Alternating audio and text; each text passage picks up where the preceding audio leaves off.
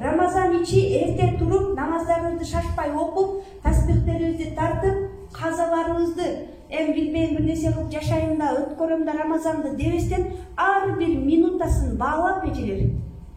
Биз өзүбүздүн убактыбызды исраф кылгандан этият болушубуз керек. Аллахка өзүңүздүн өзгөрткөнүңүздү көрөсүз. Аллах паланчы пендем жол салып бүгүн өзгөрдү. Эми Рамазан ичи текшерем, ооба өзгөрдү.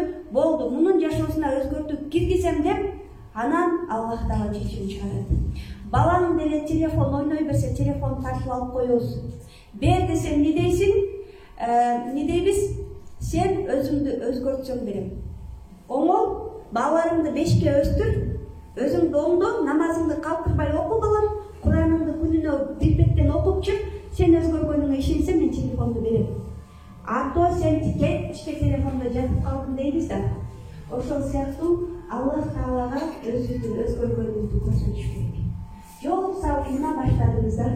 Буюрса, Рамазанда амалдарыбыз менен, кылган иштерибиз менен бүгүндөн баштап жазыңыздар. Мен Рамазанда мынча зекетимди чыгарам. Мен Рамазанда мынча садака быйыл чыгарам. Былтыр мынча чыгардым, быйыл мен 100 сом көбүрөөк чыгарам. Себеби мусулмандын бир күнү экинчи күнгө окшобосун. Бир Рамазаны экинчи Рамазанга окшобой жакшыраак болушубуз керек. Ниет кылыңыздар. Канча жүздөгөн, 200дөгөн ниеттерди жазып, баракка коюп, кечинде ошону үндү чыгарып окуш керек да. Болбосо биздин мээбиз интернеттен бул маалыматты алып, бул жактан бул маалыматты ала берип, керек эместин баарын ала берип, кайсы иш бизге маанилүү, кайсы маанисиз экенин билбей калган мээбиз. Ошон үчүн бир приказды бутубузга, колубузга бере албайт. Биз не кылабыз? Ар ишке башыбызды салып коюп жүрө беребиз да, аягынан чыкпайт. Мээге мен Рамазанда мунуну каалайм. Сен өзгөрөсүң деп приказды бересиз, мээ кол бутуңузга болду, ушинтесиң деп анан ачык. Сиз эмнени каалаганыңызды ачык билмейинче кол бутуңуз кыймылдай албайт. Сиз ачык билиңиз. Ниетти жазып коебуз. Өмүрүңүздөр узун болсун. Бирок өмүргө ишенич жок. Өлүм дегенден аныгыраак, чыныраак нерсе жок. Сиздер мындай кылыңыздар. Өмүрүңүздөр узун болсун. Бирок ниетти жазабыз. Мен Рамазанда мындай кылам. Эгер кокус Рамазанга жетпей калсак дагы, Аллах Калим Рамазанды ушинтип өткөрөм деген деп туруп, сизди толук бейиштик кылып, дозок отуна арам кылып денеңизди куткарып коюуга Аллах Таала кадыр. Өзгөрүп, алдыга жылып, жаңы сапаттарды өзүбүздө пайда кылыш үчүн бизге эмне керек? Биринчи, эски сапаттарыбызды жок кылыш керек. Телефон калчылдап иштебей калса, үстүнө жаңы программа жүктөсөң кабыл албайт. Эмне кылыш керек? Ичиндеги жаңы эски программаларды тазалап, перезагрузка кылып чыгыш керек телефонду. Ошол сыяктуу эле ичибиздеги көрө албастык, ушак айыл, текебердик, ачуулануу жана башка сыфаттарыбызды жок кылбай туруп, мен жаңы мусулман болом десек өзгөрө албайбыз. Ичибизди толугу менен, ичибиздеги эмне жаман пейилдер болсо, аны да жазыңыз. Менин ушундай жаман пейилим бар. Намазга келгенде эле шашып кетем. Болду, ошонумду токтотом. Ушак кууп жиберчү пейилим бар, токтотом. Бүт жаман, кошунамды жамандап койчу пейилим бар. Мен муну өчүрөм. Өзүмдүн ичимдеги бүт жаман пейилдерди өчүрүп, анан мен сыртыма жаңы, таза мусулман кылып өзүмдү жасап чыгам. Рамазан ичи 30 күн чыдаңыздар, режимде каттуу туруңуздар. Ордуңузду кечке жаап, кечинде окшотуп жеп албаңыздар. Өзүбүздү сактасак, 30 күн чыдасак, адат болот иншаллах. Бул адат болуп, өзүбүздүн денебиз өзү эле жаман пейилдерди каалабай калат. 30 күн кулактан кирген сөздөрдү контролдоңуз. 30 күн оозуңуздан чыккан сөздү контролдоңуз. 30 күн ойлогон ой пикириңизди контролдоңуз. Жаман колуңузга резинка тагып алыңыз дагы, жана акча байлаган резинкалар бар го, көк чөптөрдү байлаган. Ошону байлап алып, оюңузга бирөө жөнүндө жаман ой келдиби, тартып туруп колуңузга бир уруңуз ошол резинканы. Денеңиз чым дейт. Ме ошону түшүнөт. Экинчи жолу дагы бирөөнү жаман ойлогондо резинканы бир тартып коюп жибергиз. Үчүнчүсүндө ме уже өзүнүн менин кызматы сизди коргош да, коргой баштайт. Болду, ушуну сүйлөсөм, азыр бир жери ооруйт.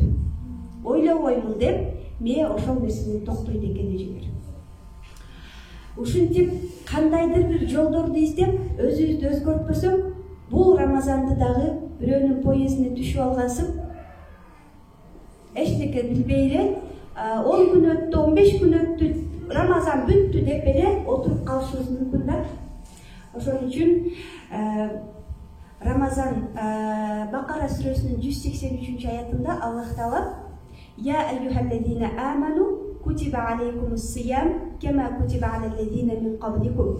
О ыйман келтирген пенделер, силерге мурдагы коомдорго парз кылынгандай эле орозо кармоо парз кылынды дейт.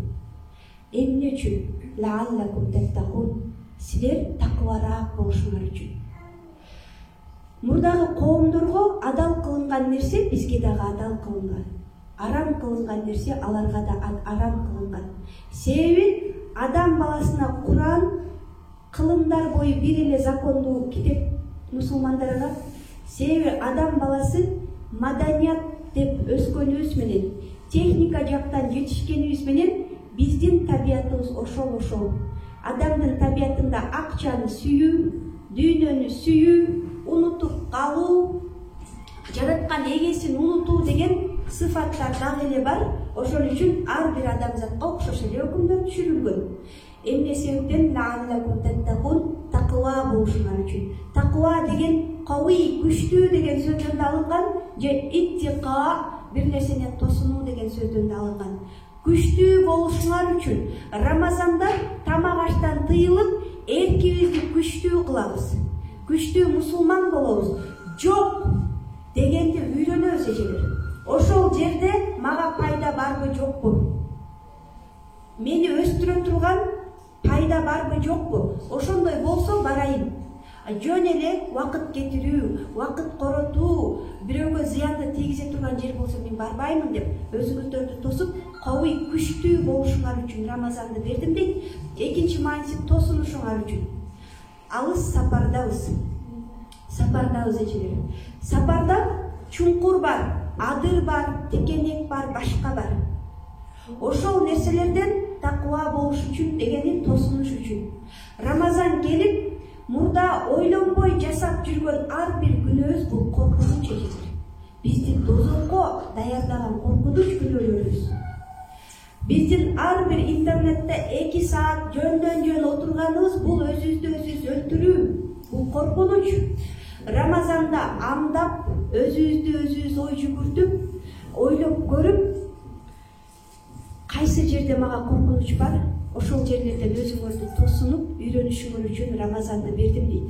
Демек, сизге зыян келтире турган, сизди жардан түртө турган, сиздин убактыңызды уурдай турган, сизди тозокко киргизе турган ар бир амалдан тосунуп, ойлонуп, иш кыла турган учур келди. Аялдын орду үйдө дейт Аллах Таала. Вакарна фи буютикунна. О аялдар үйлөрүндө отурушсун дейт. Хашр сүрөсүндө. Бирок муну бул аятта ар түрдүү чечимелеген инсандар бар да. Үйдө отурсун десе, силерде аялдар үйдө отуруп караңгы, үйдөн чыкпасын дейт. Жок, бул аятты туура түшүнсөк болот да. Аялдын орду үйдө дегени исламда. Доктордун орду ооруканада, больницада деген сөз. Мугалимдин орду мектепте деген сөз. Чебердин орду тигүүчү фабрикада деген эле сөз. Себеби доктор 8-ден 2-ге чейин больницада болуш керек. Бирок өзүнүн ордунда турбастан базарга кетип калса, бизнес кылса, дыйканчылык кылып кетсе, келген кишилер эмне болот? Очередь күтүп, ал жерде чарчап, урушуп, дарылана албай, коомдо эмне бузулат? Тартип бузулат. Эреже бузулат. Ар ким өзүнүн иш жайында болбосо, мугалим сабакка окуучуларды чакырып алып базарга кете берсе, балдар тарбиясыз калат.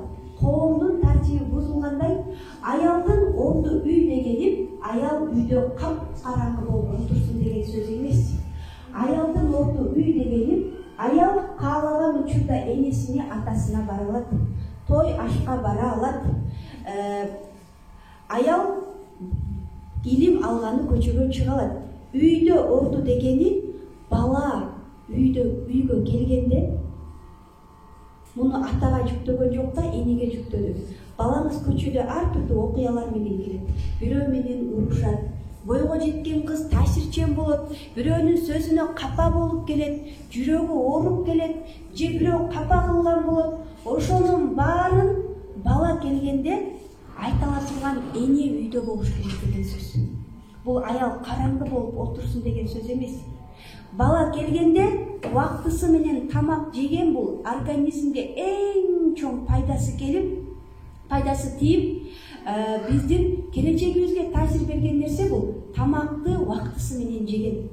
Бала көчөнөн келгенде өз убагында тамак даяр болуш үчүн, өз убагында кучагыңызды тосуп, насаат айта турган, жанагы башындагы туура эмес түшүнүктөрдү жоюп сала турган эне экен. Ата мындай майда иштерди канчалык жакшы көрбөсүн кыла албайт экен да эркек киши. Ошон үчүн аялдын орду үй дегени бул балдарыңызды жайлап, тамагын берип, курсагын тойдуруп, каякта жүргөнүнөн кабардар болсоңуз, чыгып илим алсаңыз болот. Чыгып өзүңүздү өстүрсөңүз болот. Тууган урукка аралашса болот. Ушундай түшүнсөк жакшыраак болот да.